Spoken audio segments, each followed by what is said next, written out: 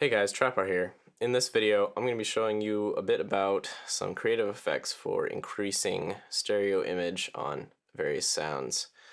So first of all, let me just show you the sound I've pulled in here. It's some sort of Rhodes sample, and this is what it sounds like.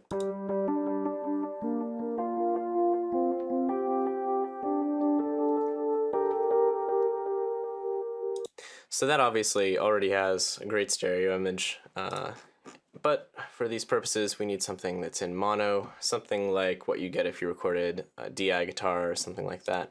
So I'll go ahead and throw an amp and a cabinet on it, and then a utility because I know I'm going to have to increase the volume a bit.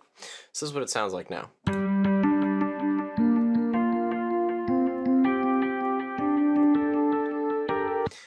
So yeah, and if we wanted to use these effects and just keep the original stereo image, it's easy to do that. You just switch the output to dual for both of them, and yep.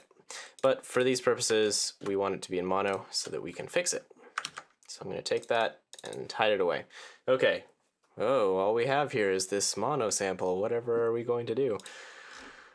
Alright, so the first thing you might go for is something like Ping-Pong Delay or Reverb, and I'm going to show you why those aren't always the greatest option. And the first thing I'm going to do is throw a utility on here and turn the width to 200%, and what this is going to do is this is going to allow us to put things before that, and we'll be able to hear just what the side sounds like. So essentially, what stereo imaging we're adding. So this is what a reverb on the stock settings would add. And here's what it actually sounds like. So we might, like, turn down the delay time a bit, turn up the quality, I don't know. There's some things we could do here to make it sound a little better. But ultimately, it's not adding a lot. Ping-Pong Delay, on the other hand, adds a ton, but it comes at the sacrifice of having to then have delay in use. So here's what that adds.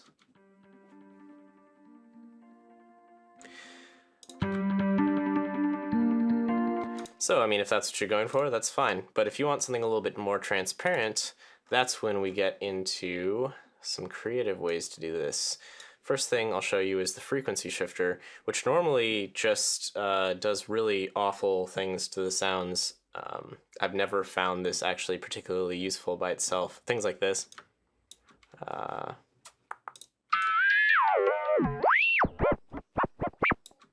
Yeah.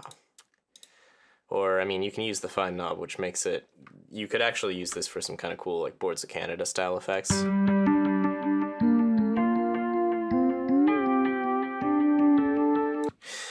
But anyway, that's not what we're here for. We're here for this wide knob.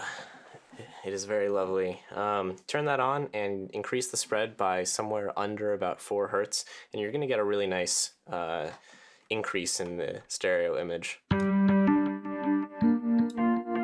You also get a kind of cool non-synced modulation, and you can especially hear that if we just listen to the sides. That's what this sounds like.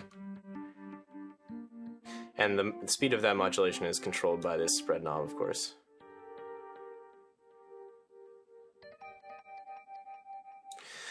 So yeah, that's one of the ways. I think that sounds pretty good. The other way is using a simple delay, but we're not going to be using this for an actual delay. We're going to be using it to add really, really super small non-sync delays. So turn both of these to time instead of sync, and then drop it right down to 1 millisecond, and turn the dry wet all the way up. And now we basically have the start of what could be either a Haas effect or a stereo doubler. So if we take one of these and we turn it up to something under around 15 milliseconds, you're going to get the Haas effect, which is a psychoacoustic effect, which causes it to sound like the sound is coming from a particular direction. It's kind of like panning, except for that you still have the full signal on both sides. It's just kind of abusing your brain's attention to detail for hearing small delays in sounds to make it sound like the sound is coming from one direction. So here's what that sounds like.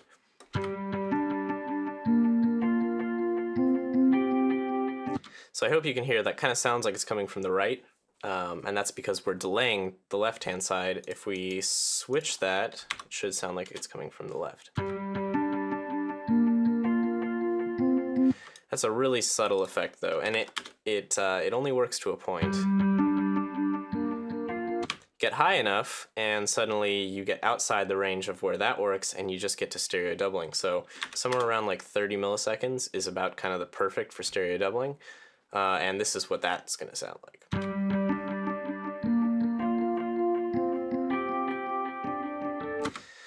And the cool thing about this is it really doesn't add in almost any modulation. If we listen to what the sides sound like, here's that.